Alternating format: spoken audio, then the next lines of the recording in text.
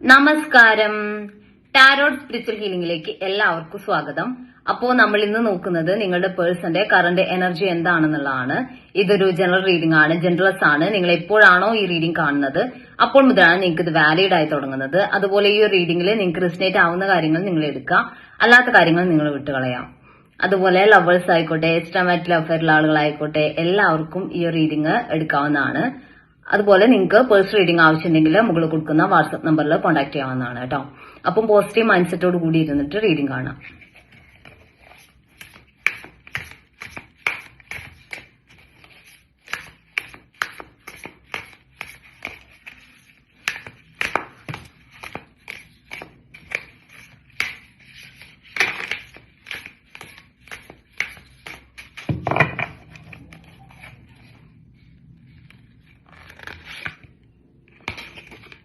The full കാർഡാണ്.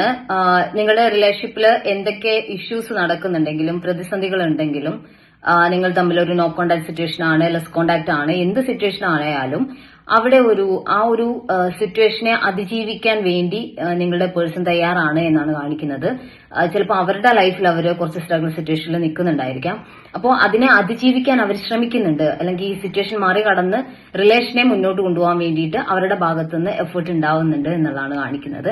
അതിനുവേണ്ടി അവരുടെ ഭാഗത്തുനിന്നുള്ള ഒരു എന്താ പറയാ, അവരായിട്ട് കുറച്ച് കാര്യങ്ങൾ ചെയ്യാൻ വേണ്ടി തീരുമാനിച്ചിട്ടുണ്ട് എന്നാണ് കാണിക്കുന്നത്. അവർ ഈ റിലേഷനെ മുന്നോട്ട് കൊണ്ടുപോകാനുള്ള ഒരു ചിന്ത അവരുടെ മനസ്സിലുണ്ട്. അങ്ങനെ ഒരു തോട്ടിലൂടെയാണ് അവർ പോയിക്കൊണ്ടിരിക്കുന്നത് എന്നാണ് കാണിക്കുന്നത് കേട്ടോ.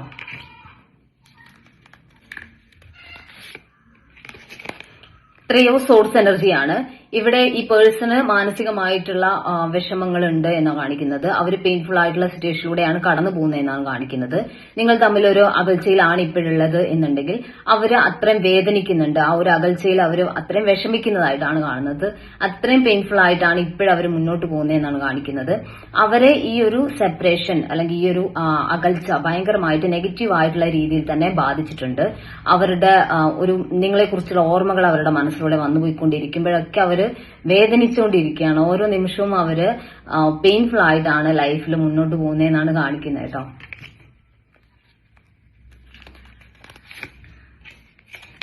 ദ ഹൈ പ്രീസ്റ്റസ് എനർജി കാണിക്കുന്നുണ്ട്. ചിലപ്പോൾ ഒരു തേർഡ് പാർട്ടി സിറ്റുവേഷൻ കാരണമായിരിക്കാം ഈ റിലേഷനിൽ ഇങ്ങനെ ഒരു സിറ്റുവേഷൻ വന്നത്. അവര് ഈ ഒരു തേർഡ് പേഴ്സണെ ഒരു ഫ്രണ്ട് ആയിട്ടോ അല്ലെങ്കിൽ അവർക്കൊരു സപ്പോർട്ടായിട്ട് ഒരു പേഴ്സൺ ആണെന്നുള്ള രീതിയിൽ ചിലപ്പോൾ എടുത്തിട്ടുണ്ടായിരിക്കാം. അത് നിങ്ങൾ തമ്മിലുള്ള റിലേഷനിൽ ഒരു വഴക്ക്, സംസാരം, വിഷയങ്ങൾ ആ രീതിയിലോട്ട് പോയതായിട്ടാണ് കാണുന്നത്.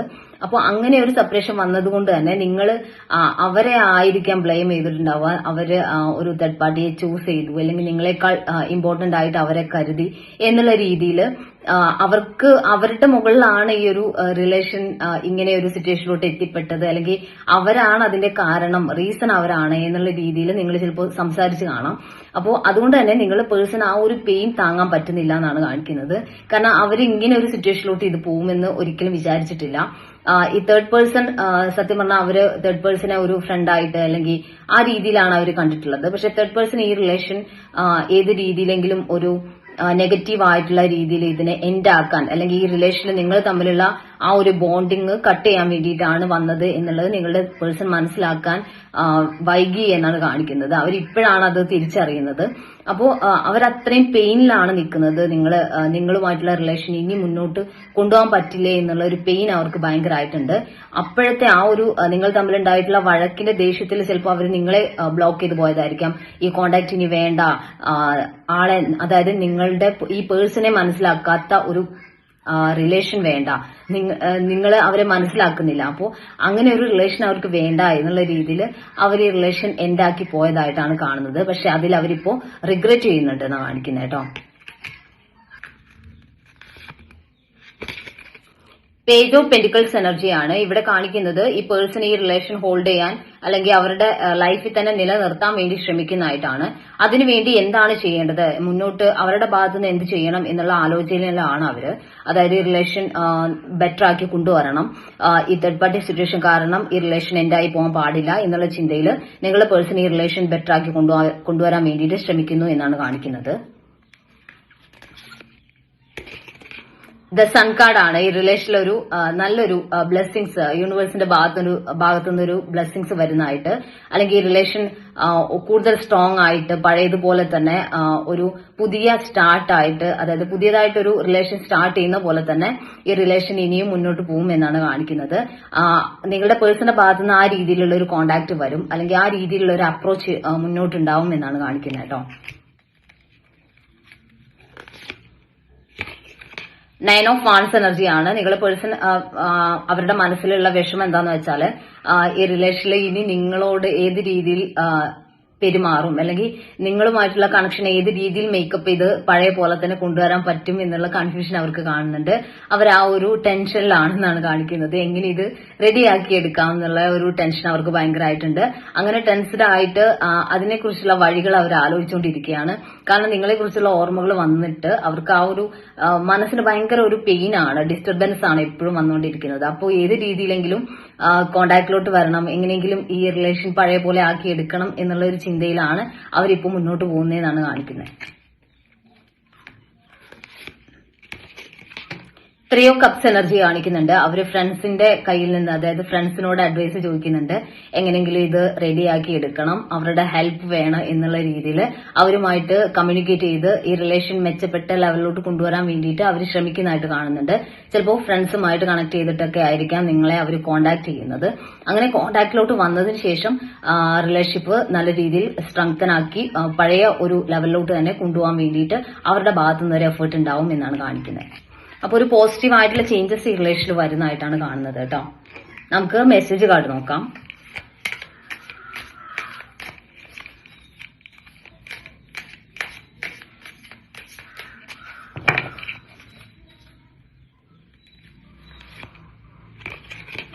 ഷാഡോ സൈഡ് എന്നാണ് കാണിക്കുന്നത്. നിങ്ങളുടെ പേഴ്സന്റെ നെഗറ്റിവിറ്റി എന്താണ്, എന്തുകൊണ്ടാണ് നിങ്ങൾക്ക് അത് ഹേർട്ട് ആയത്, എന്തുകൊണ്ടാണ് നിങ്ങളെ വേദനിച്ചത് എന്നുള്ളത് നിങ്ങളുടെ പേഴ്സൺ ഇപ്പോൾ മനസ്സിലായിട്ടുണ്ട് എന്നാണ് കാണിക്കുന്നത്. അവരുടെ നെഗറ്റീവ് സൈഡ് എന്താണെന്ന് ഇപ്പൊ തിരിച്ചറിഞ്ഞതായിട്ടാണ് കാണുന്നത് കേട്ടോ. സബോട്ടേജ് എന്നാണ് കാണിക്കുന്നത്. അതായത് നിങ്ങളുടെ പേഴ്സണ് ഈ ഒരു റിലേഷൻഷിപ്പിൽ നിന്ന്, അതായത് മാറി നിൽക്കുന്നതിന്റെ ഒരു സ്ട്രെസ് ഭയങ്കരമായിട്ടുണ്ട്. അവർക്ക് ഈ ഒരു സ്ട്രെസ് സത്യം പറഞ്ഞാൽ താങ്ങാൻ പറ്റാവുന്നതിലപ്പുറമാണ്. അപ്പോൾ അതുകൊണ്ട് തന്നെ എത്രയും പെട്ടെന്ന് ഈ റിലേഷനിൽ ഒരു ചേഞ്ചസ് വരണം. അവർക്ക് സത്യം പറഞ്ഞാൽ ഈ സ്ട്രെസ് താങ്ങാൻ പറ്റുന്നില്ല. അവർക്ക് ലൈഫ് മുന്നോട്ട് കൊണ്ടുപോകാൻ വേണ്ടി പറ്റാത്ത രീതിയിൽ അവര് പെയിൻഫുൾ ആയിട്ടാണ് നിൽക്കുന്നതെന്നാണ് കാണിക്കുന്നത്. ഡിസഗ്രിമെന്റ്സ് എന്ന് കാണിക്കുന്നുണ്ട്. സത്യം പറഞ്ഞാൽ നിങ്ങൾ തമ്മിലുള്ള ഒരു വാക്ക് തർക്കം, അതായത് നിങ്ങൾ പറയുന്നത് നിങ്ങളുടെ പേഴ്സൺ ഒരു എടുക്കുന്ന രീതി വേറെയാണ്, അവര് പറയുന്നത് നിങ്ങൾ എടുക്കുന്ന രീതി വേറെയാണ്. അങ്ങനെയാണ് ഇതിപ്പോ ഇങ്ങനെ ഒരു സിറ്റുവേഷനിലോട്ട് എത്തിച്ചത് എന്ന് നിങ്ങളുടെ പേഴ്സൺ മനസ്സിലാവുന്നുണ്ട്. സത്യം പറഞ്ഞാൽ ഒരു ഡിസഗ്രിമെന്റ്സ് ആണ് ഇവിടെ ഈ റിലേഷൻഷിപ്പിൽ ഇങ്ങനെ ഒരു സെപ്പറേഷൻ, അല്ലെങ്കിൽ നിങ്ങൾ തമ്മിലൊരു നോ കോണ്ടാക്ട് സിറ്റുവേഷനിലോട്ട് ഇത് എത്തിച്ചത് എന്ന് നിങ്ങളുടെ പേഴ്സൺ ഇപ്പോൾ മനസ്സിലാക്കുന്നതായിട്ടാണ് കാണുന്നത്. ചേസർ എന്നാണ് കാണിക്കുന്നത്. നിങ്ങളുടെ പേഴ്സൺ നിങ്ങളെ ചേസ് ചെയ്യുന്ന ഒരു എനർജിയിലോട്ട് മാറിയിട്ടുണ്ട്. അവര് നിങ്ങൾക്ക് വേണ്ടിയിട്ടൊരു ഡിസിഷൻ എടുക്കാൻ തയ്യാറാണ്. നിങ്ങളെ ചേസ് ചെയ്യുക എന്നുള്ളൊരു മൈൻഡ് സെറ്റിലോട്ടാണ് അവരിപ്പോ നിൽക്കുന്നത് എന്നാണ് കാണിക്കുന്നത്. അൺസാറ്റിസ്ഫൈഡ് എന്നാണ് കാണിക്കുന്നത്. നിങ്ങളില്ലാതെ അവർ സാറ്റിസ്ഫൈഡ് അല്ല, അല്ലെങ്കിൽ അവര് പെയിൻഫുൾ ആയിട്ടാണ് നിൽക്കുന്നത്. അവരുടെ മനസ്സിൽ ആ ഒരു വിഷമം ഭയങ്കരമായിട്ടുണ്ട്. അവർക്ക് അവരുടെ ലൈഫിൽ എന്തൊക്കെ കാര്യങ്ങൾ ഉണ്ടെങ്കിലും അവർക്ക് സന്തോഷമായിട്ടിരിക്കാൻ പറ്റുന്നില്ല നിങ്ങളില്ലാതെ എന്നാണ് കാണിക്കുന്നത് കേട്ടോ. ഓക്കെ, അപ്പോ നമുക്ക് കുറച്ച് മെസ്സേജ് കാർഡ് നോക്കാം ഏഞ്ചൽസിന്റെ.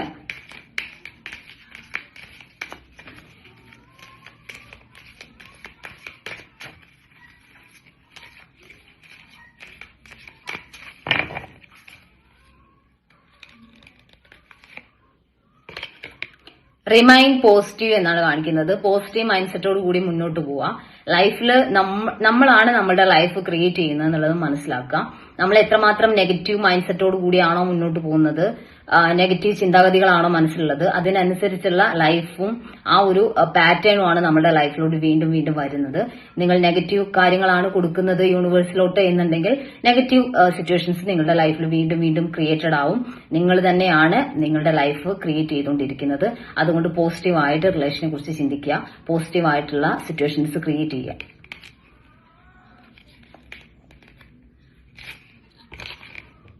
ബിഗ് ഹാപ്പി ചേഞ്ചസ് എന്നാണ് കാണിക്കുന്നത്. സന്തോഷകരമായിട്ടുള്ള സിറ്റുവേഷൻസും ചേഞ്ചസും നിങ്ങളുടെ റിലേഷനിൽ വരും. ഹാപ്പി മൊമെന്റ്സ് നിങ്ങളുടെ റിലേഷനിൽ മുന്നോട്ടുണ്ടാവും എന്നാണ് കാണിക്കുന്നത്.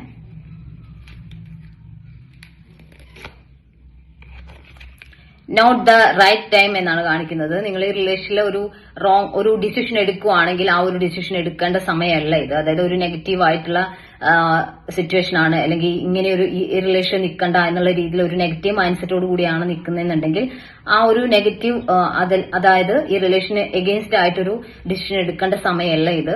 ഒരു പോസിറ്റീവ് ആയിട്ടുള്ള ചേഞ്ചസ് വരുന്ന ഒരു സമയമാണ്. അതുകൊണ്ട് തന്നെ നിങ്ങൾ ഇപ്പോ ഒരു ഡിസിഷൻ എടുക്കരുത്, അല്ലെങ്കിൽ ഇതൊരു കറക്റ്റ് ആയിട്ടുള്ള ടൈം അല്ല അതിന് എന്നാണ് കാണിക്കുന്നത്.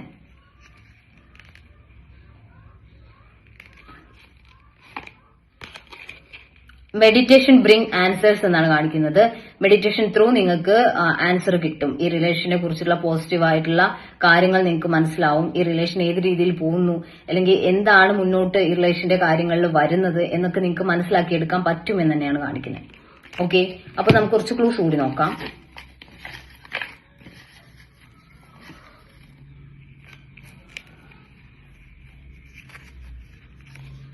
Letter B 1986, letter H 1989, Anizham, Ashwathi 1991, 1985, letter C November, Chathayam, Thiruvonam. അപ്പോ നിങ്ങൾക്ക് ഈ ഒരു റീഡിംഗ് ഇഷ്ടമായെന്ന് വിചാരിക്കുന്നു. Thank U.